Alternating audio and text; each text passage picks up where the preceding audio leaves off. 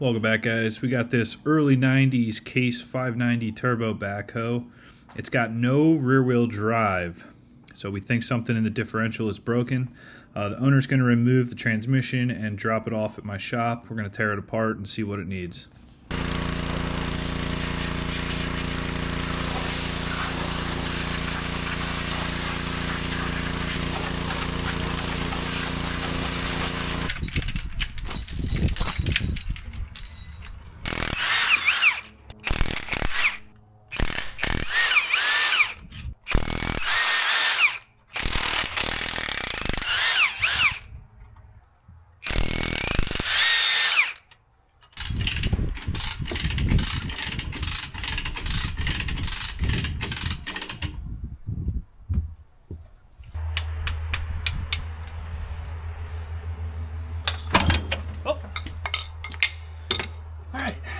There she pops.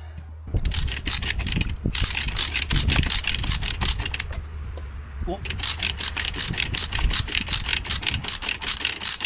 Come on, baby.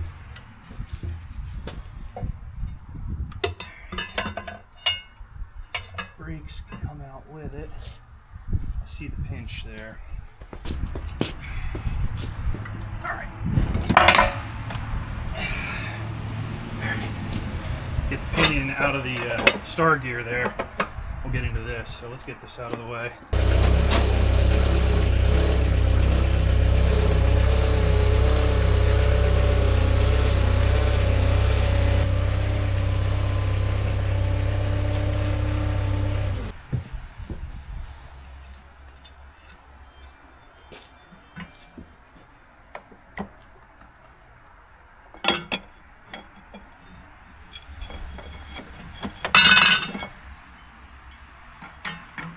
Brakes look really healthy.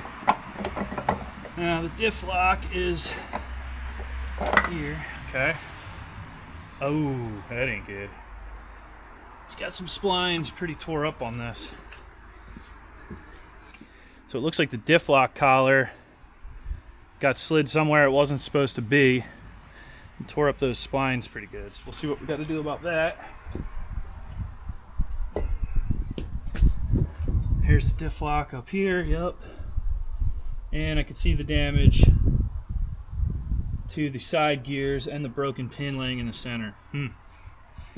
There's some carnage in here for sure. Now where is this brake piston? Is that this, maybe? I was wondering how these brakes get actuated, but I don't think I need to touch these. I'm pretty sure I can get all this apart without doing that.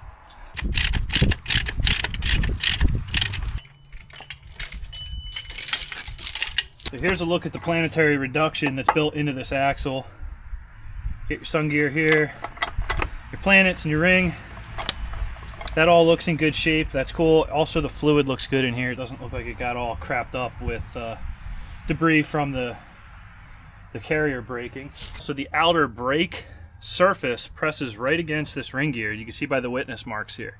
And I was looking at that on the parts diagram, like, nah, that can't be. There's got to be a backer plate or something. Now they ram that right into the gear, so it's very obvious what side goes out on this. You got a nice side, you got a crap side, and then you got your actual brake here, which won't go over this because the diff lock sleeve is all seized up.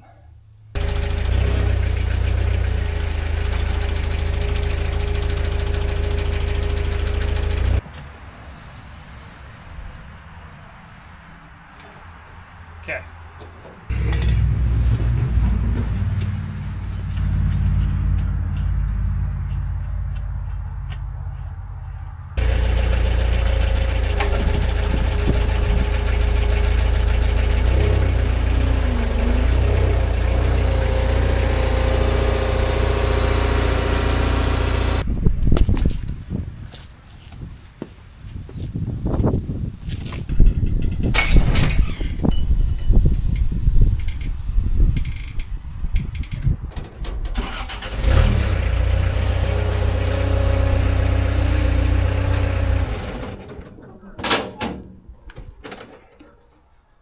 Wow, that went amazing. Except for this big oil leak that's occurring right now.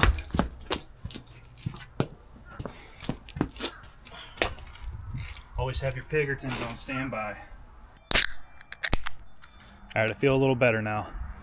I was intimidated with that thing standing up on the tire like that, but now we're in a manageable situation.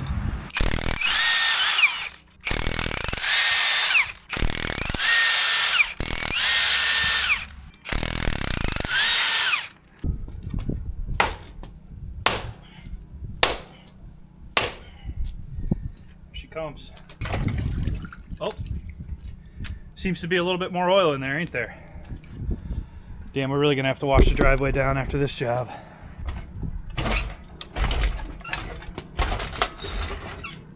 All right, so now we're down to the actual carrier. We need to knock this diff pin out, diff lock pin. And then I'm hoping we can pull the shaft out, pull the fork out. Okay, there's that pin. Now this should come up and out, sweet. There's your diff lock fork, which has seen some trauma, but she'll be all right. This pin, this is the lever. I don't even know if this machine has diff lock. I heard some of the four-wheel drives, the Trans has it, but they didn't ever install it. So I gotta see if he even needs this. I'd expect there's shims or something behind this. Like your normal car diff to set your preload and all that. We're gonna put that back exactly as is, so I'm not measuring anything. Wouldn't want your backhoe to have a whine on the highway.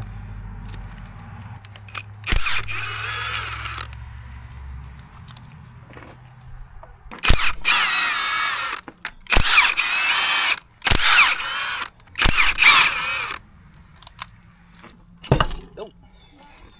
Okay. So there's the shims I was talking about. Look at that, it's a backwards bearing. These are the cone sides on the carrier, not in case land here. Man, stuff is scored up and there's chunks in here. That's nice. Got some metal there.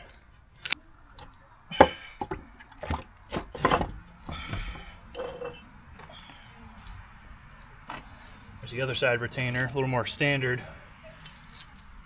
And now we should be able to roll this diff out of here.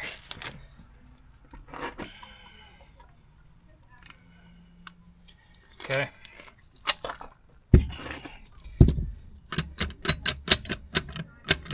That ain't right.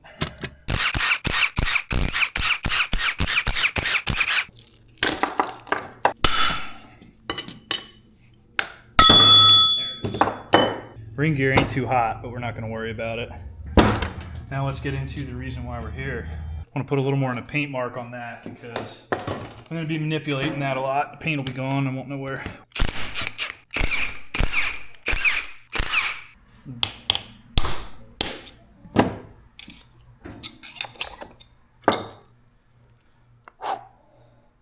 Carnage. Afraid this carrier would not be savable. I don't know how far off we are from that.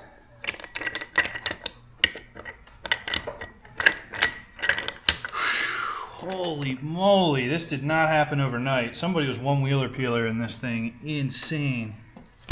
It's pointed like a cone. Oh my god. It's gonna be tricky to get out. So you can see here, that wore clean off. It's just got a little titty on it now.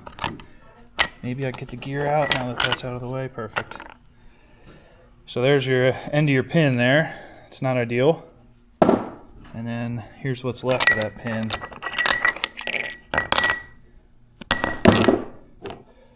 So, I mean, how does this even happen? Like, so it sheared the roll pin off here. It almost looks like maybe the gear seized to the pin and then it was spinning in the housing, wore this down to nothing. And the other one was then spinning in here. I just don't know how you get this much action on a differential because it's only working when you're turning or when you're doing one-wheeler peelers. Problem is, look at the inside of this housing. It is chewed. And I don't know, I feel like that groove is not supposed to be that way. Oh, that has a wear plate in it, so that's cool. Wow, that gear actually looks great. This one, I mean, it's worn, but I'd reuse that. But goddamn, this carrier's not happy. Now I do see the case, you know, they use these holes here. These holes are available. But, you know, look at with that groove being so deep, you really don't get a lot of pin engagement there. You've got a 1/4 inch of land on there. So you can see down here where the pin initially broke out of this, and you can see these marks here. That is that nub burning on that. So that was happening while this end of the pin was still gently inserted in here, until it eventually wore out enough for this pin to drop out and the whole assembly started spinning. So this does not happen in a day or a week. This happened over a substantial amount of hours of use. So I got the diff lock broken free. You can see these splines are pretty ate up, but there is a whole gear worth of splines left. So we're gonna leave that. We're not gonna replace that. That's enough. That'll work. I mean, I'll file them so this gear can slide further if it needs to, but there will still be 85, 95% there. That'll be okay. The area that rubbed on was this interface here on the inside of the carrier. Not bad. I mean, I'll Scotch-Brite that, make some clearance there, make sure there's no burrs. That'll be okay. So really, I think the parts that we need to fix this is going to be a carrier, just this part. This thrust washer, the tabs are broken off and gone, and it's spun a million times. The guy got me a new pin, new side gears from Case. These were like unbelievably expensive. New thrust washers. These fit into a groove, not a groove that's 4 inches wide like this one. And then he also grabbed used side gears, but they're in pretty good shape, much better than the ones that came out. And these even say 580 Super K on them. So I had a feeling the 580 Super K transaxle was similar enough to a 590 turbo to do this job. So that's good to see. You'll never find 590 parts, but you will find 580 Super K parts. I'm setting this down on these jack stands to give it a little frontward slope. I'm going to start flushing the sump of this transmission the best I can. There's a lot of metal in here from this differential failure, and that is going to end up in the transmission, in the shuttle shift, in the torque converter, in the cooler, everywhere. So I just want to see something alarming. Let's take a look at this pickup screen. As far as I know, this is the only way to drain these transmissions, transaxles, whatever you want to call them. You have to take off this whole return line. Inside here there should be a screen, which I'm sure we're going to see something very concerning on the other end of this. Oh my God. How does that make you feel? Oh my God.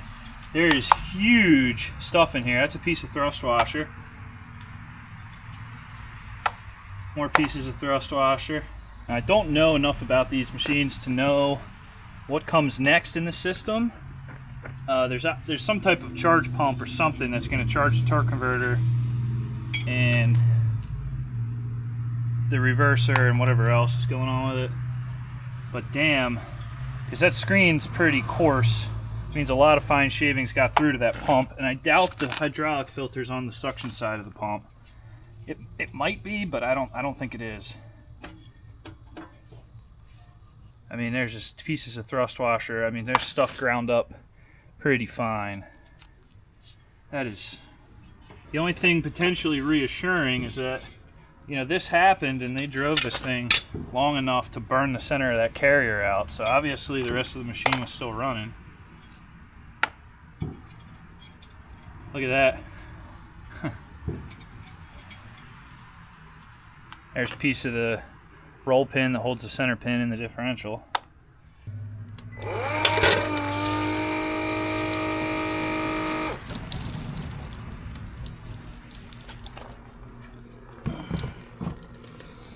Just pumping some old gas through this thing, trying to clean things out. Want to get underneath that pickup tube there.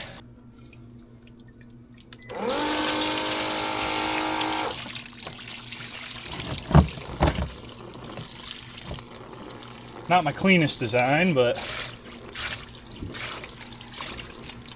without tearing this whole thing apart and parts bathing it, I think this is probably the best we're gonna do. I was just talking to the owner, and basically, you know, this thing's been running with a broken diff for who knows how long. You got the suction screen that stopped the big stuff, the torque converter, the pump, everything's already seen some metal. So at this point, it's just a run it, see what happens, and then if it fails, it fails. But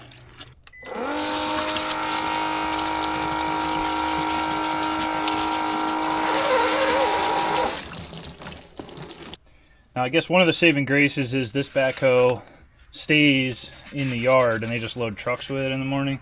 So it doesn't ever see the road, it never goes fast. This ring and pinion's never really slinging. So I think the silver lining is, literally the silver lining, that most of this crap probably fell into the sump down here and stayed here. That's where we found the majority of it. What made it to the suction screen made it to the suction screen. And then what made it through probably did go through some pumps, a pump, and was eventually caught in the actual transmission filter, which is probably like a 5 micron or something. So that's all right. Wow, it's not ideal, but it is what it is. I think if this backhoe saw a lot of high gear stuff where you really got the oil slinging and really stirred all this crap up, it may not have ran until it did. But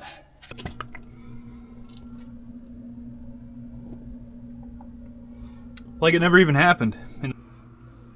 Screen cleaned up nice. So I'm ending up replacing the carrier. I had to put the old one back together to measure the backlash. It's at about 21 thousandths. The spec is like 8 to 12, so it's a little sloppy, though it's not concerning because the gears are worn and that's just what happens. So we'll try to match this or snug it up a little bit.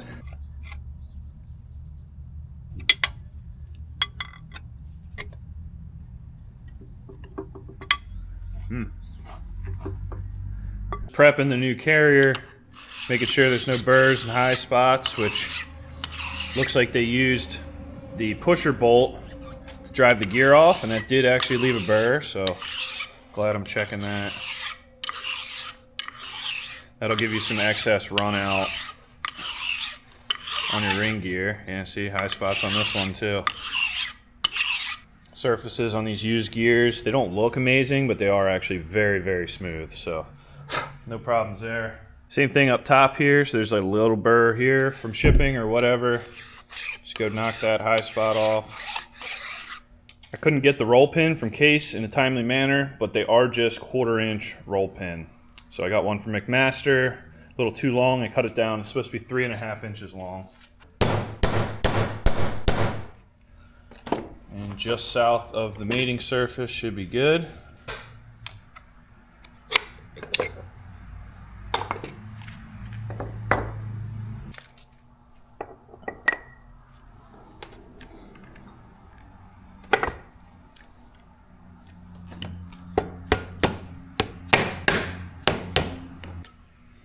Wasn't impressed with how this bolt was feeling, so I'm just chasing this thread. These are M10 by 1.5 metric boys. Much better.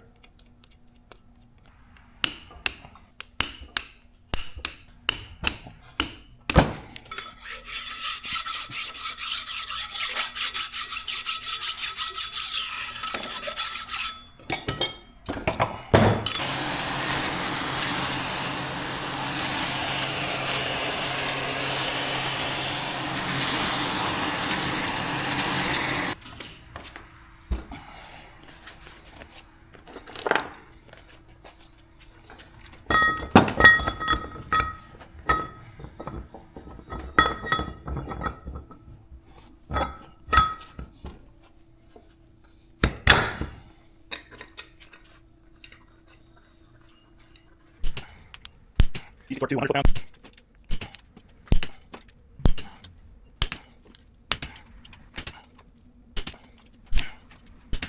All right, those are all torqued. Time to go to work. I'll be back in the afternoon to finish this up.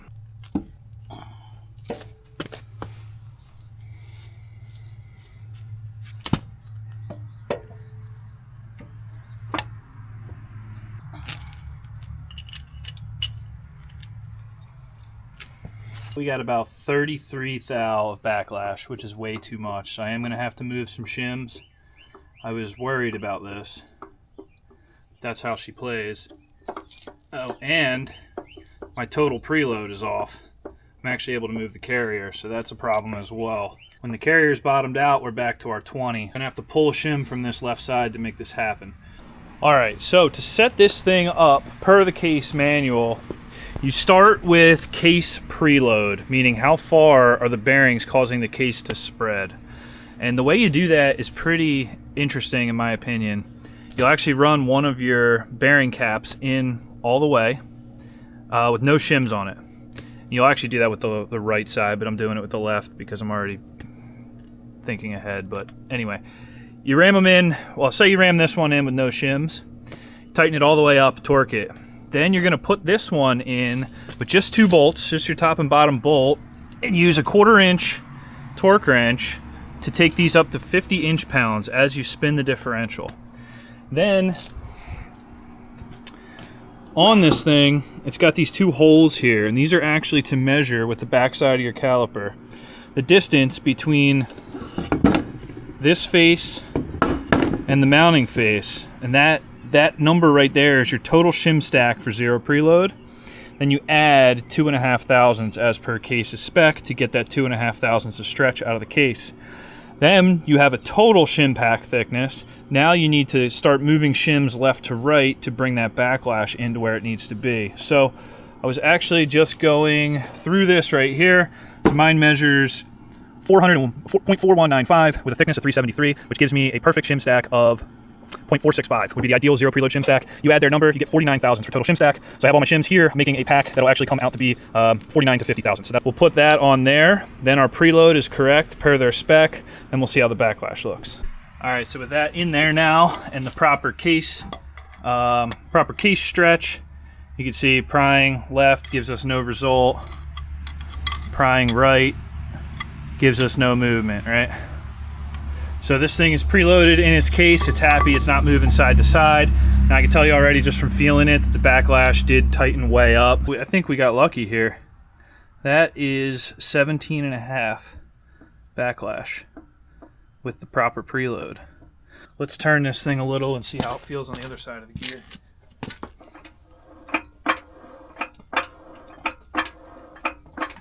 Yeah, so this side of the gear is a little tighter. This gear is not everything's perfect here.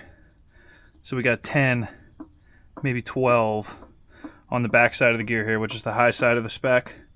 We're probably just gonna leave that. There's nothing we can do about the run out that this thing has. It's obviously seen some things. There's flaking on the gear face, all that kind of stuff. You don't want it to be too tight. Too tight would be devastating. So we're at the big end of the OEM spec there. And then elsewhere, let's see if we can turn it this way a little quicker.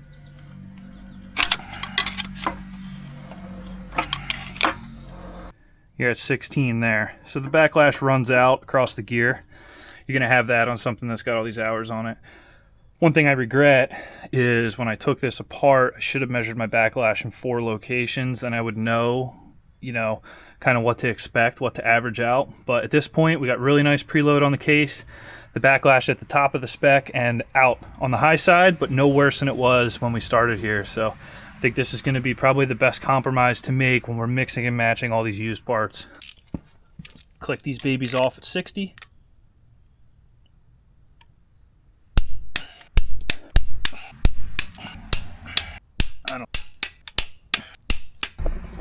All right, so backlash has remained the same. Got that 16, 17 thousandths at that point on the gear.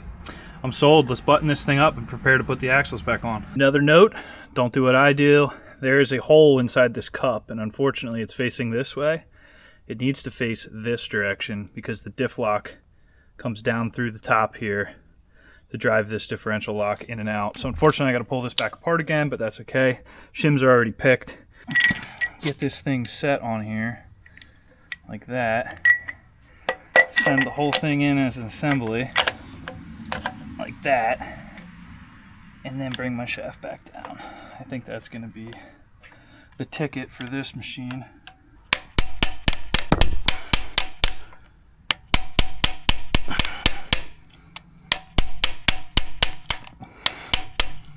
Okay.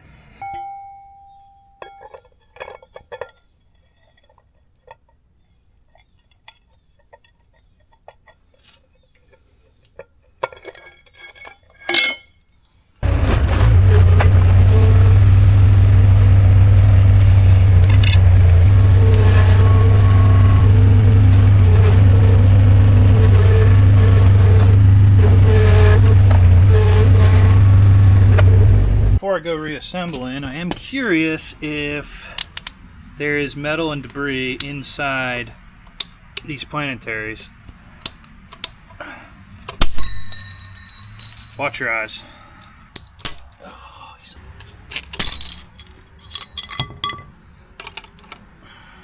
Look at them needle bearings. These are just waiting to piss me off. So that's good that that stayed. Looking in here though, it actually looks really good. There's no metal in there, which I'm surprised. Put it back together. Alright, let's get on to my favorite part, putting this back together. This will be great.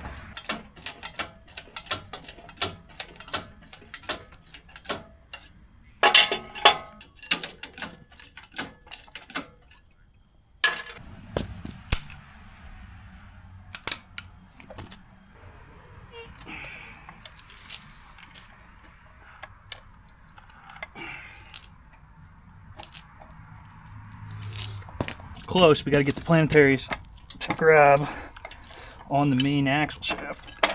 There we go. Had it. Oh, it bounced out. You son of a biscuit. There we go.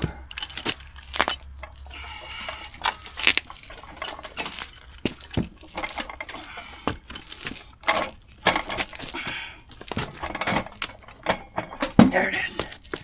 All right, she caught.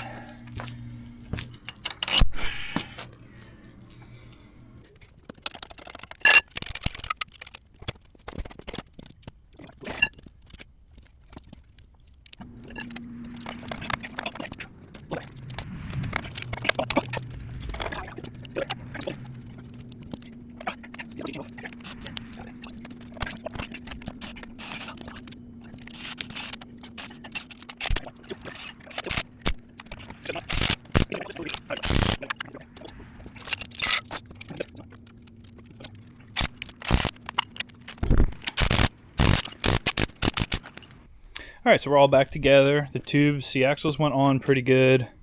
Made sure to put the brake plates in the correct direction before doing so.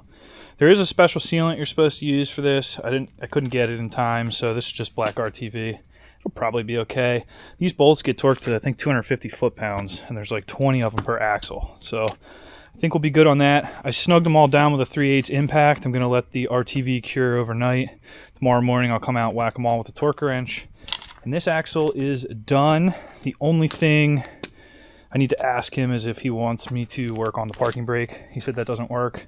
I don't know if they need this backhoe back next week. They want the axle now, or do they mind leaving it a couple more days to get the parking brake done? But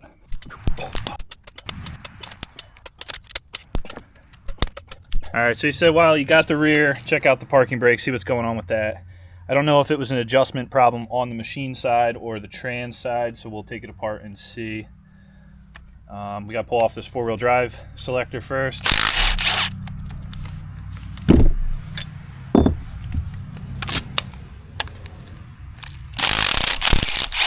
Either this thing's been repainted or nobody's been in here, because there's still fresh paint on all these bolts.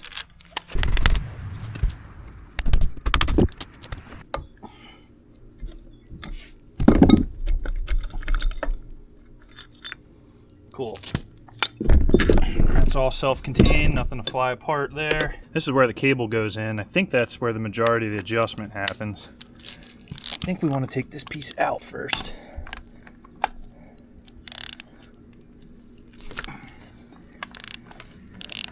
See what this yields us. Oh, now it makes sense. Okay.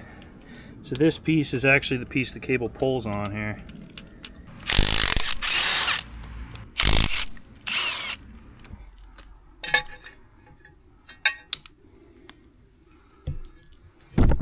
There's the brake actuator. So I guess this gets pulled on and it spreads. Makes sense. Pushes into this plate, which has witness marks of being hot.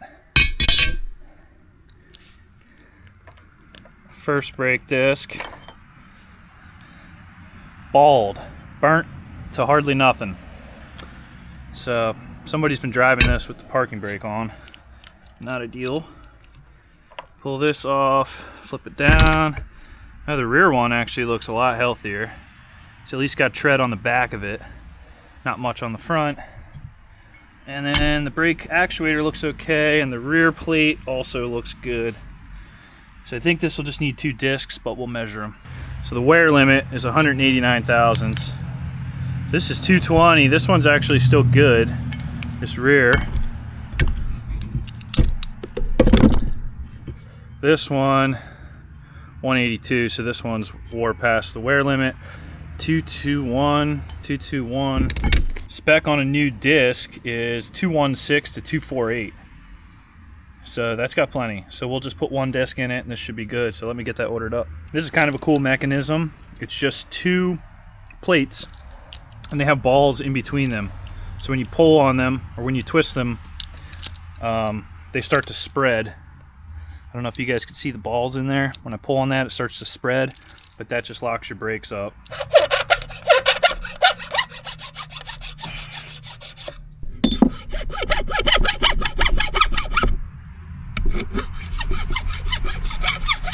Cleaning up a couple burrs that I made in the removal of this.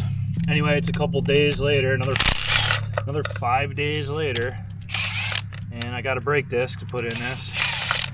Parts are killing the momentum on this job. Got the good brake disc here, and then we have a replacement. These are about the same thickness. The other one was well out of spec, so it had to be replaced. These are wet discs, so I'm going to lube them up really good, just so they're wet with oil when they first go to run it.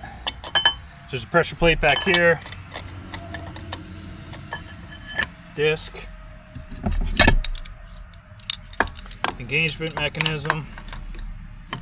Goes like that. Here's our new disc. We got to get this thing soaking real good.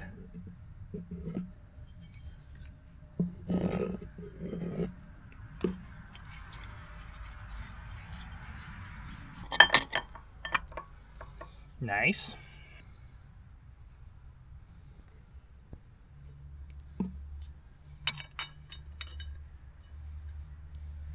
I don't see anything inherently wrong here. No notched pins, no nothing. Guess we'll have to chalk it up to wear and tear. All glued up.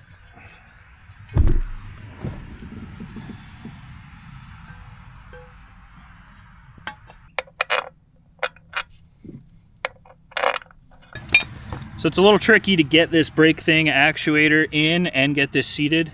So if you take one of the mounting bolts, slide your retaining nut over it, then you can thread this in, pull it up and out where it belongs, get this nut started, and now you can seat the housing without worrying about it falling out and getting out of position.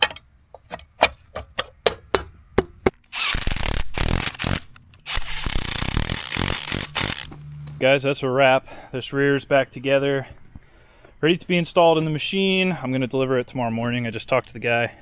Got to remember to take all my hydraulic caps and crap off before I bring it back. But anyway, their mechanic's going to reinstall it, and then we'll get a video of this thing all back together. Got the work boots on today, boys. Anyway, his guys finished putting the trans back in this thing.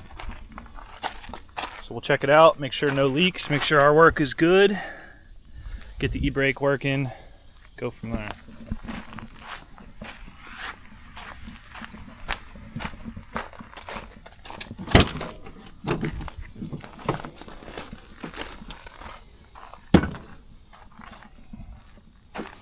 Look how that sits on that.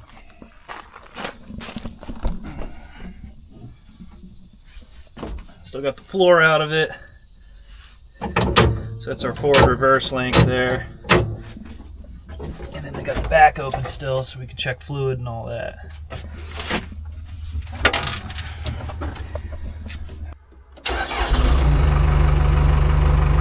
What a runner.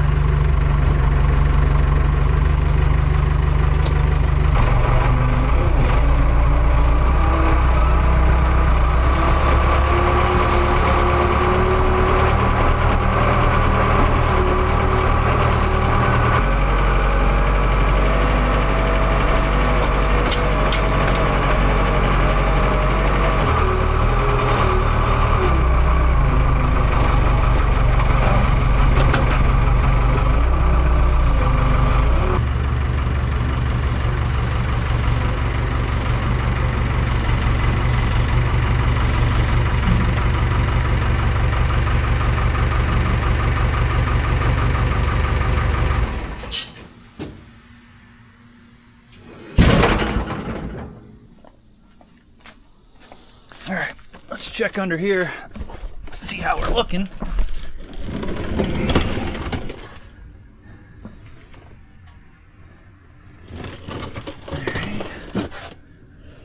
Front housing's dry, that's good. Axle tubes are dry.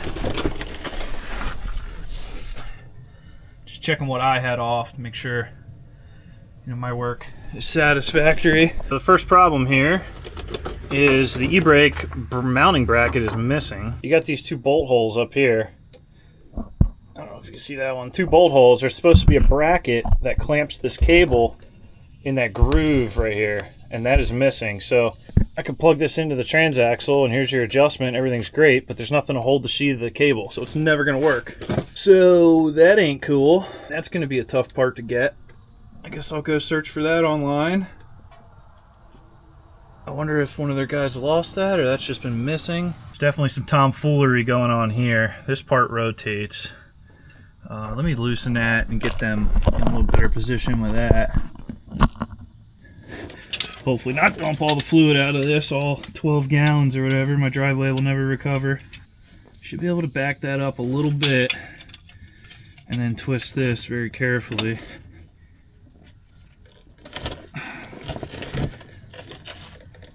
Something like that. Man, I really don't like how that fits. Not at all. That looks a lot better alignment-wise, though. Alright. Now I'm going to snug my clamps and hopefully not lose one. That one really looks questionable.